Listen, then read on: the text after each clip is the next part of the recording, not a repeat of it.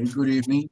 My name is Carlos. I'm the Community Outreach Facilitator here at Free Minds, and I want to welcome everyone to Free Minds on the same page right now. A mutual exchange of hope and healing between incarcerated poets and the community. Our featured poet ambassadors tonight are Free Minds member Kenneth Brewster and John Foreman, in conversation with my co-host Sofia, our community engagement coordinator.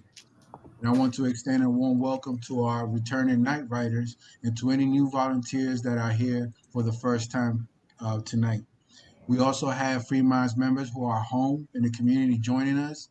Please post in the chat where you're joining us from, and if this is your first night, or if you have attended Free Minds events in the past. Also, before you leave a comment, make sure you click on everyone. That way we all get to see what you're saying. Our incarcerated poets will be thrilled to know how many community members are supporting them here tonight, and what cities and states they are coming from. Here's how it's going to go down tonight. We will have a conversation with KB, Kenneth Brewster, and John, and Sophia and myself. And we will have a chance to answer any of your questions until about 7:25 p.m. Eastern. Please put any questions you have in the chat or in the Q&A button below at any time. Then we will share some quick tips on how to use our platform Miro to give poetry feedback, and we will join all together on the same page. Now let me turn it over to Sophia, who will introduce our poet ambassadors tonight. Sorry, I had trouble unmuting myself, but thank you, Carlos. It's such an honor to be here with you all tonight. I really appreciate everyone coming out to join us. So I have the honor of introducing our amazing poet ambassadors, KB and John. John is a Free Minds Poet Ambassador who joined the organization in 2007 when he was 16 years old and incarcerated as an adult at the DC jail. John was released from federal prison in November 2024 under the Incarceration Reduction Amendment Act, also known as IRA, which provides resentencing for people given extreme sentences as young adults. While incarcerated, John stayed engaged with Free Minds, and his poem Why Do You Lie to Me was featured on the Free Minds website. John completed many programs while incarcerated and served as a companion to those who were on suicide watch. He also facilitated the Victims Impact course at multiple facilities within the federal prison system. He enjoys reading self-help books and hopes to work with youth in the justice system. Kenneth, KB, is a Free Minds Poet Ambassador who joined the organization in 2005 when he was 17 years old and incarcerated as an adult at the DC jail. KB participated in Free Minds programming throughout his incarceration in the DC jail and federal prison system. He was released in December 2024, also under IRA. For the past 20 years, Kenneth has contributed to Free Minds in many capacities, including serving as an editor and poet for the first Free Minds anthology, They Called Me 299359, and a poet for the second anthology, The Untold Story of the Real Me. During his incarceration, KB also participated in a pilot program for a non-accredited college level course in African American literature called Free Minds University. KB continues to enjoy reading and writing and is a firm believer in the transformative power of education.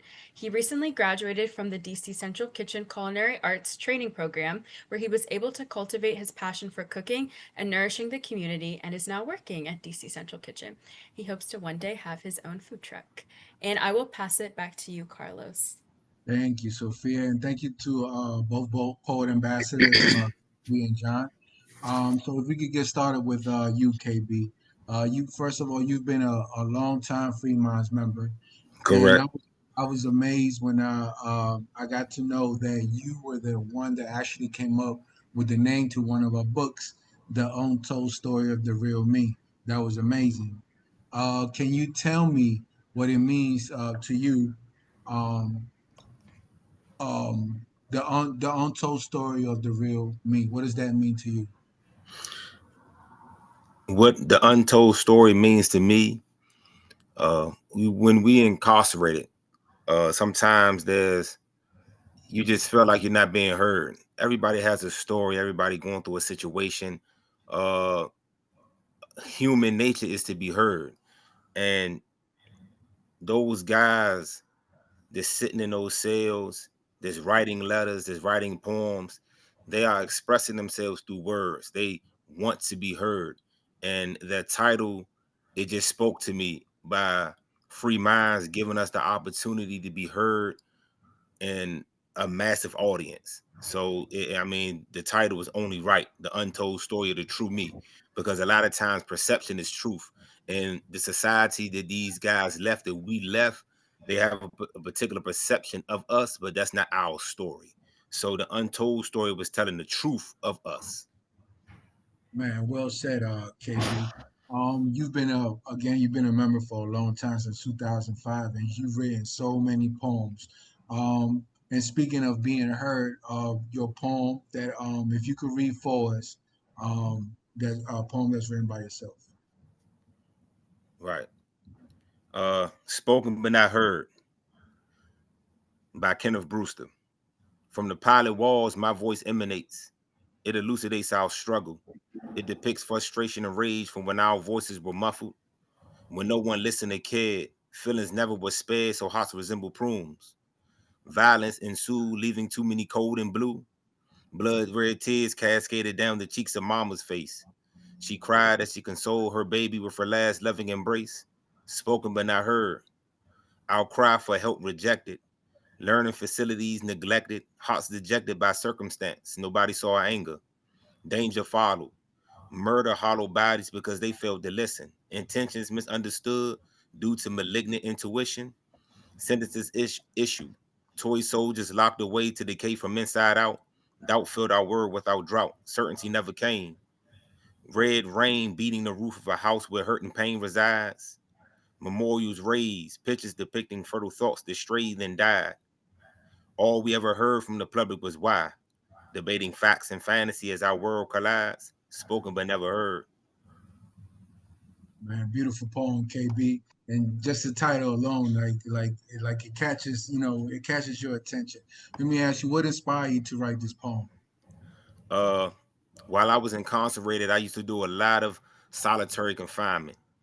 And a lot of times, being from DC in the federal system, you get a stigma. So that stigma is like painted, is written in concrete to a lot of the COs, to a lot of the inmates. So a lot of times they really don't get to see the true person because they got to get past all the noise, all the false noise, all the false stigmas. And that poem, sitting in solitary confinement, I had a thought, and I said that people should hear me. They don't. It's a lot of stuff that they haven't heard. There's a lot of stuff that's going on, and they don't understand why DC inmates are how they are. They don't understand what we go through. They don't understand our culture. So spoken but never heard was trying to bring some type of positive noise to that culture, to that story. And I just, it just came out that way. It flowed. That's powerful, KB. Let me ask you another question. Did participating in Free Minds, like during your incarceration, did it make you feel heard? Like Absolutely. how? Absolutely. Elaborate a little bit. Free Minds was that outlet. Free Minds was the bridge from the prison to society, to that outside world. Free Minds gave us an audience to express ourselves. They gave us the means, they gave us the modes and the skills, just by constantly encouraging us to write, encouraging us to read. Those were kind of secretly developing skills to read, to write, to articulate ourselves in a way where we are understood. So Free Minds definitely inspired, encouraged, and nurtured that the voice to be heard. Well said, my brother. Sophia.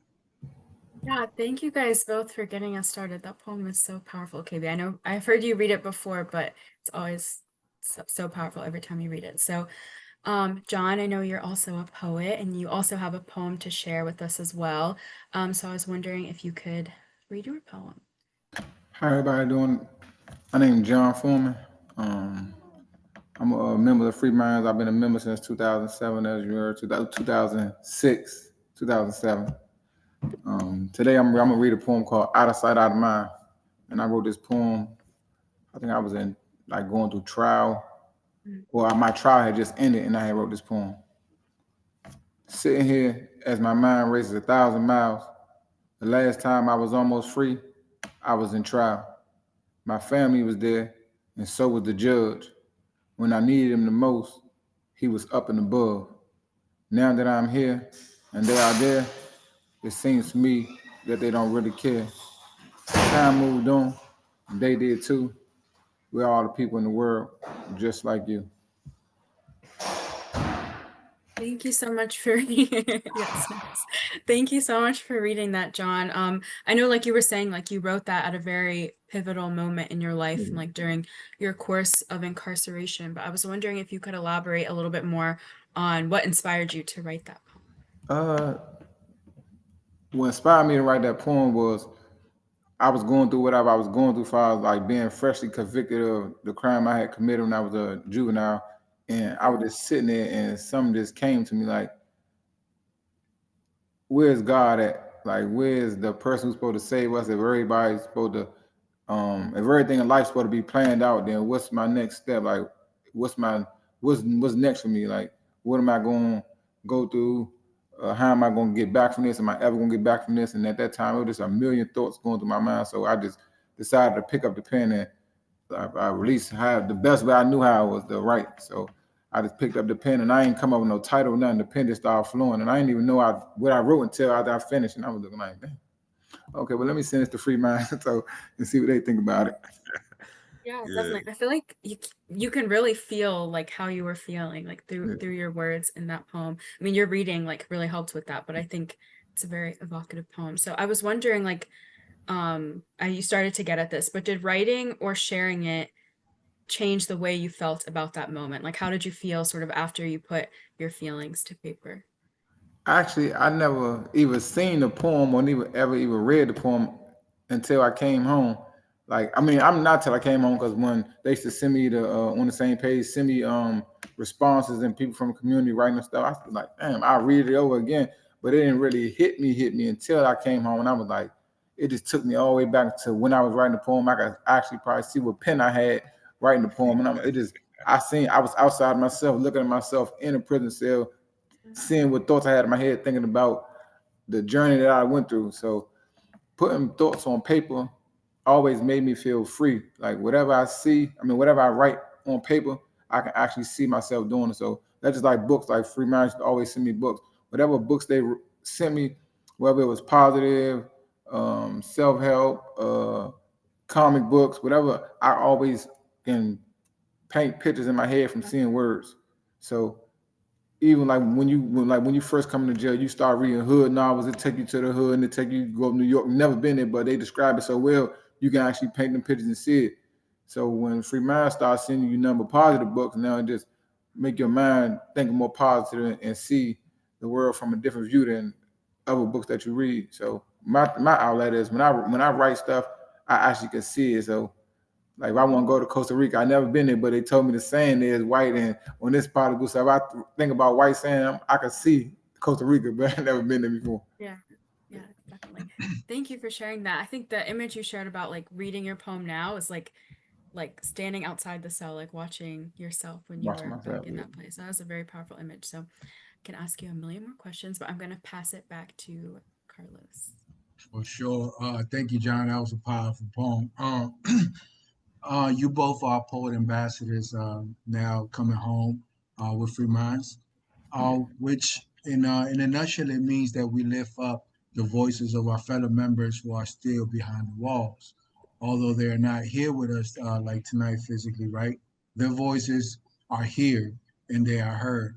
KB, Yes. you brought another poem from one of our members, Jabari, one of our young members. If you could read that for us, please. Absolutely. Absolutely. This poem is by Free Minds member that's still incarcerated named Javari P.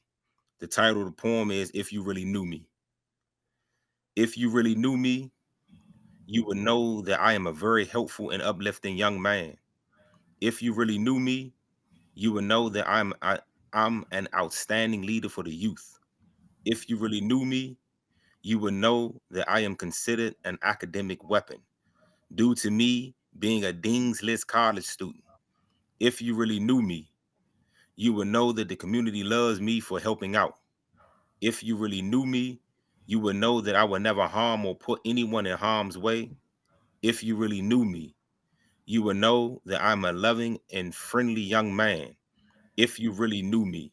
You would know that I would make the very most of a second chance. Man, thank you, KB, for giving that poem a voice. Um, what does this poem bring? What does it bring up for you when you read it? It brings out to me a sense of nostalgia.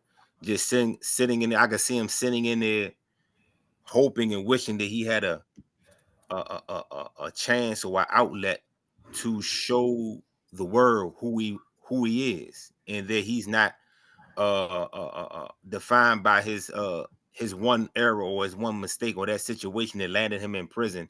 That he really want the people, he really want the society, the people in the world to know that he's more than that, that he's bigger than that he's better than that. That he deserves to have a second chance. I could hear the eagerness for him to be heard. That's right, and not only be heard, like like like get to know me past Right. the superficial stuff. And well said, KB. Sophia.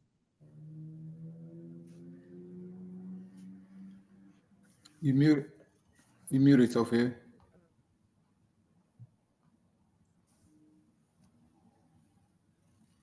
Can't hear you. Okay. So while we wait on Sophia, I'm gonna say thank you for KB for adding that to that. So let me ask you, John. Right, you yourself have another poem by one of our members, Angelo. Can you read that for us? Yes, I got a poem by one of the free mind members who currently incarcerated. His name is Angelo D. It's called the name of the poem is called How Part Two. I'm assuming you got a part one was similar. How? How do I refrain? How do I remain firm when nobody around me is solid? How do I stay calm when my environment is in chaos? How can I not be violent when violence is all I see around me? How do I achieve more when everybody around me has failed? How do I do the right things in life when everybody around me are doing the wrong things? How can I be a shining light when there's always a storm around me? How do I push forward when there's always something pulling me back? How? How? How? I love that emphasis at the end, John. Yeah, that was great. Are you good, Sophia? Yeah, sorry. Can you guys hear me? No. Yeah, we hear Yes. you. Okay, Go ahead. Absolutely. sorry about that. So yeah, thank you for that reading, John. I guess I wanted to know how you resonate with that poem or what comes to mind when you read it.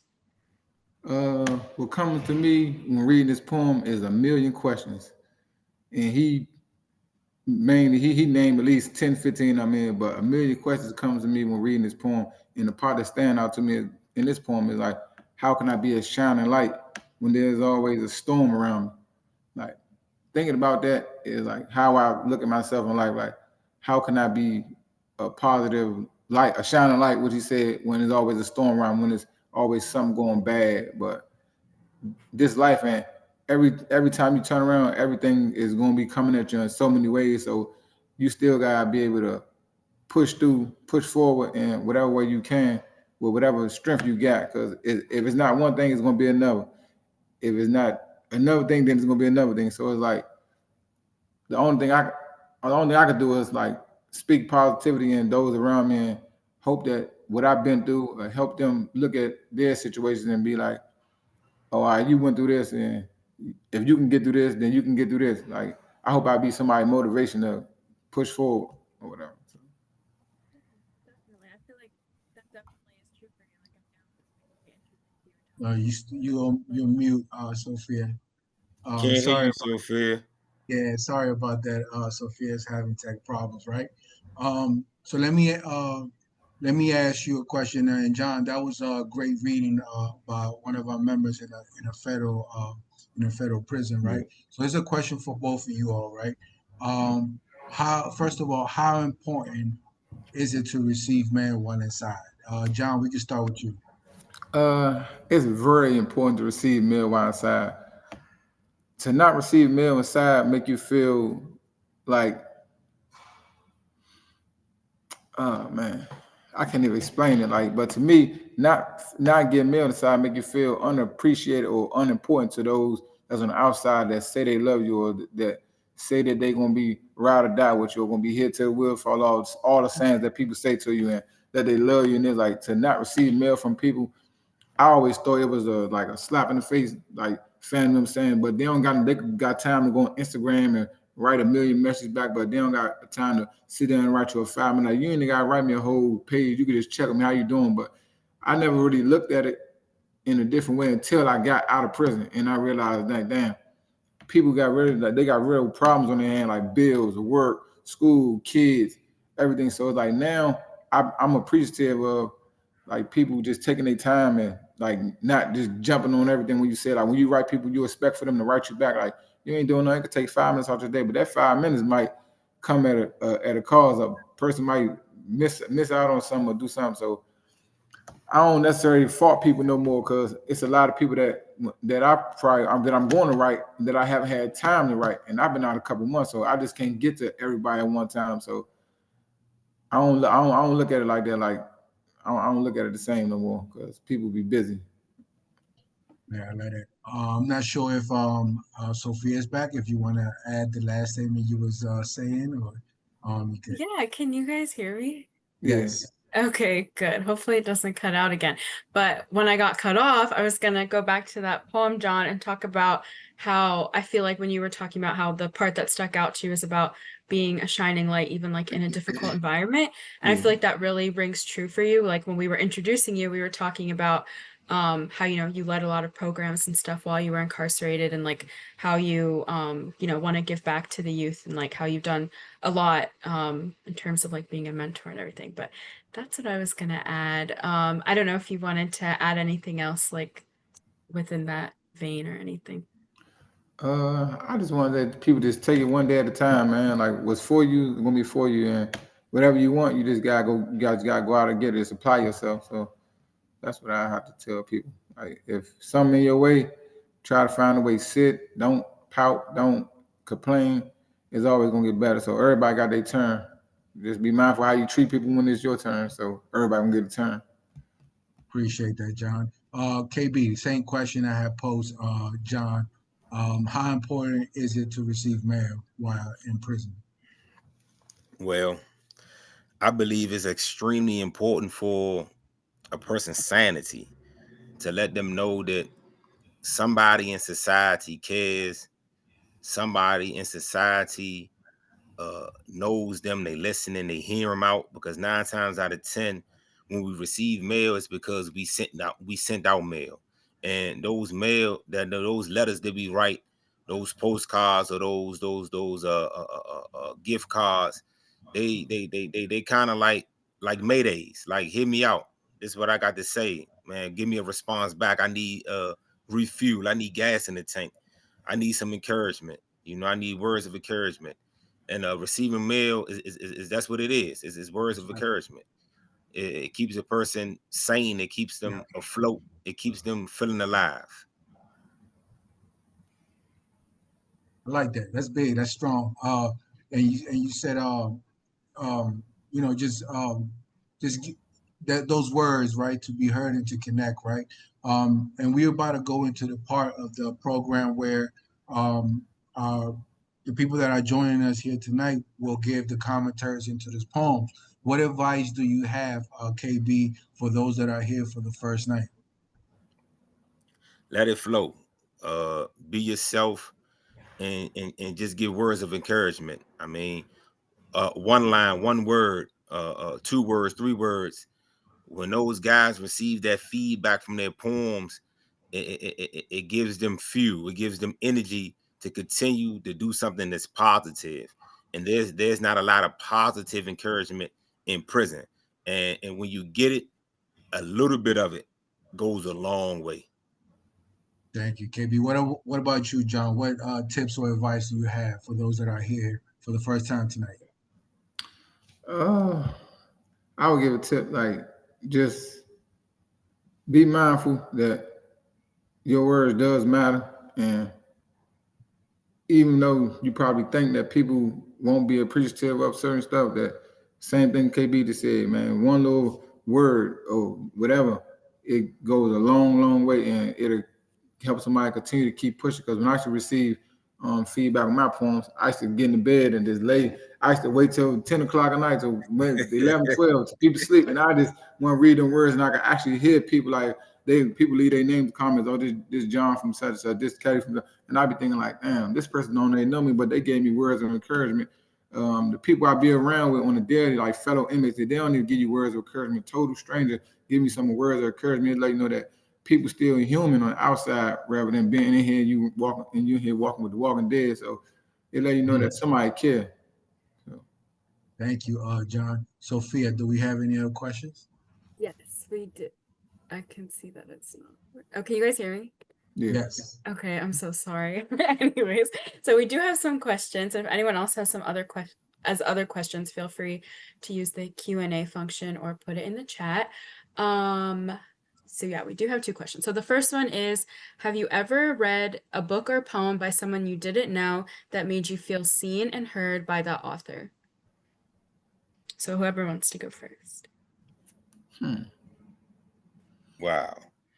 That's it. That's a deep one. Yeah, that's That's a a deep deep one. question.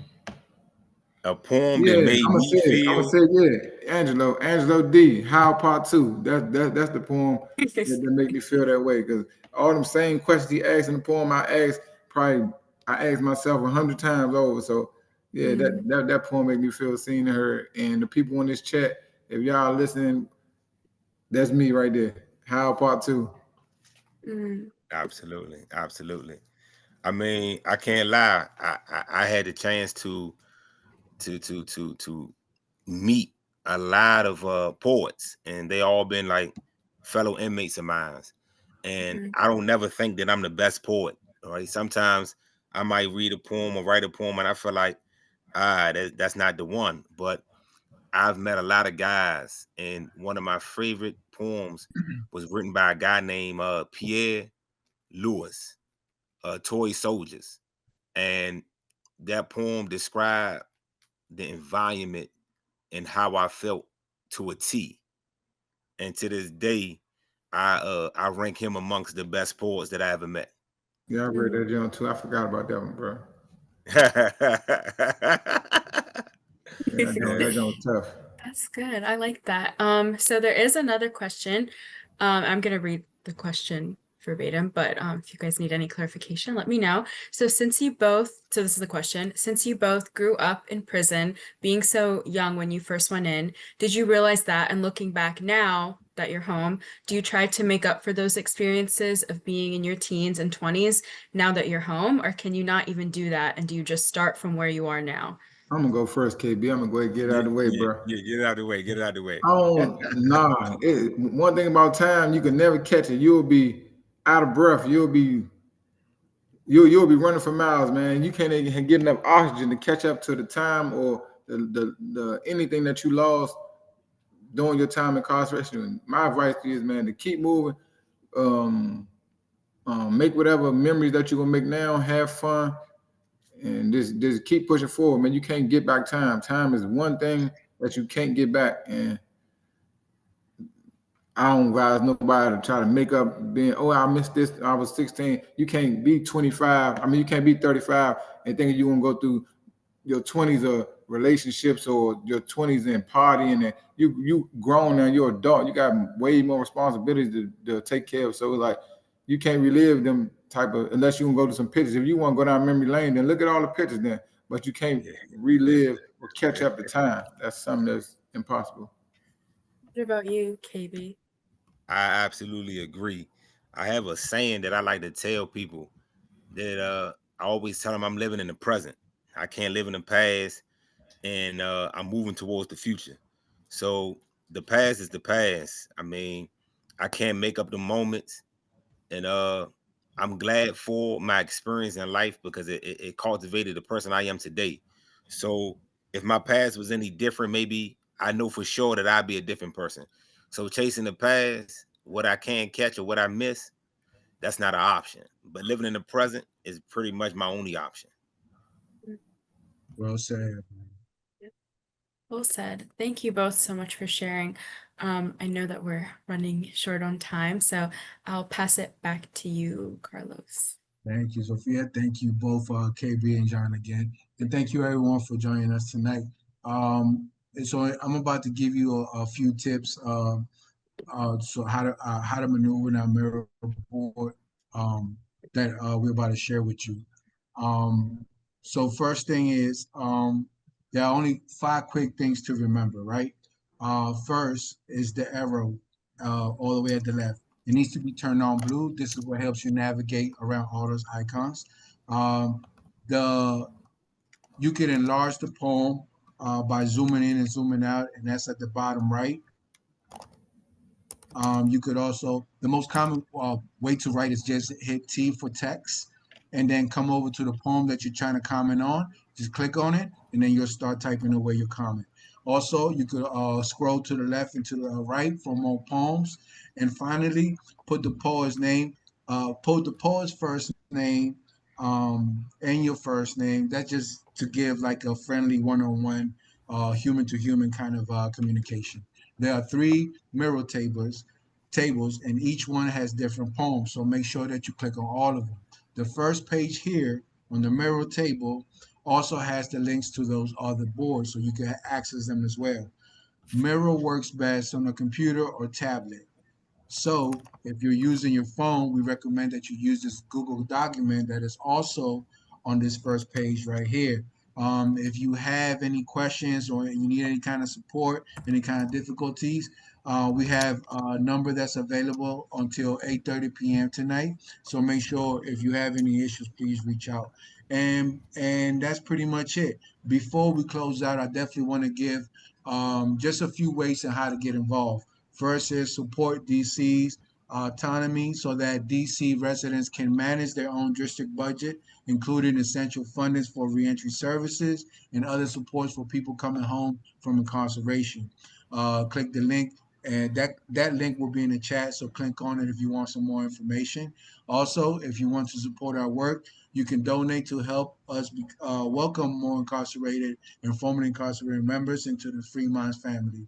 So head to our link and that would also be in the chat for more information about that. And always remember that any little helps, even if it's just $1, it will definitely cover the mailing to send our members their poetry back. So thank you again for being here, Sophia.